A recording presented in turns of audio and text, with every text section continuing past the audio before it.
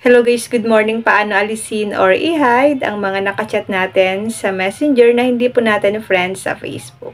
Lalo na po kapag nagtuturo tayo o kaya nag-vlog tayo, hindi po talaga maiwasan na may mag-chat sa atin.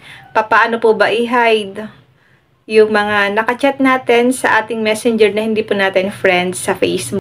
May nag-comment po kasi nito guys sa ating comment section. Ganito lang po ang gagawin natin para ma-hide po natin or maalis po natin yung mga nakachat natin sa Messenger na hindi po natin friends sa Facebook.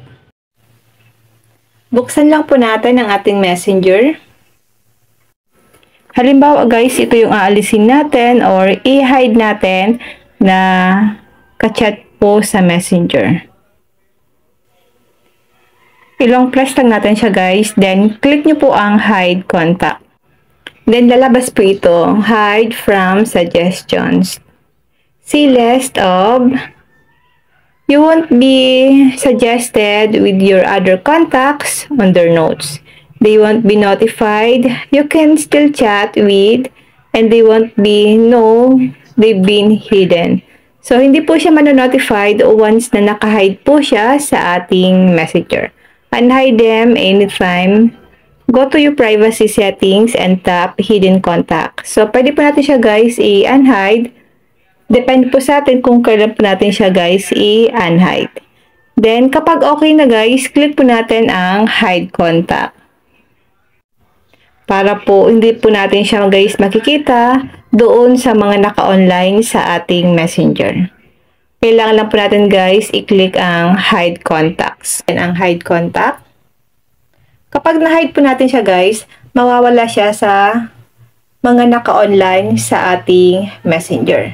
So, saan po ba natin ito guys makikita? Click natin ang 3 lines. Pwede po natin siya guys i-unhide. Click settings icon. I-scroll up natin. Click nyo po ang privacy and safety. Click natin ang hidden contacts. Dito nyo po makikita yung mga na-hide or naalis nyong contact sa inyong Messenger.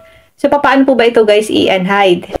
Click lang natin ang unhide para bumalik siya sa ating chat list at makikita po natin siya guys kapag online siya. Then, i-back po natin, balik lang tayo sa ating chat list. So, ito na siya guys, andito na po siya sa ating chat list at naka-online po siya.